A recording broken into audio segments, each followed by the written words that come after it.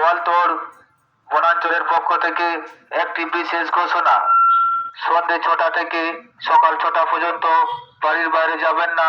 এই সময় হাতির চলাচল অত্যন্ত বেশি হয়ে থাকে।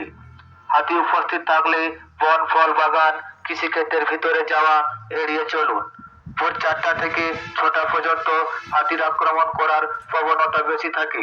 দলছুট একক হাতি বনের আচ্ছাদনের জন্য প্রতিস্থাপনের চেষ্টা করে, তা খোলা জায়গায় মলত্যাগ এড়িয়ে চলুন। মদ্যপ অবস্থায় হাতির কাছাকাছি যাওয়া, বাড়িতে মাদক দ্রব্য রাখা হাতির দ্বারা দুর্ঘটনার কারণ হতে পারে।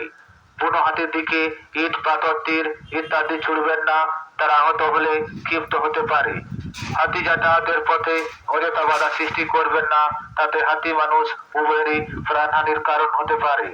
আপনাদের এলাকায় দলছুট একক হাতি বিক্ষিপ্তভাবে ঘোরাঘুরি করছে, তাই জঙ্গলে জ্বালানি সংগ্রহ করতে যাবেন না।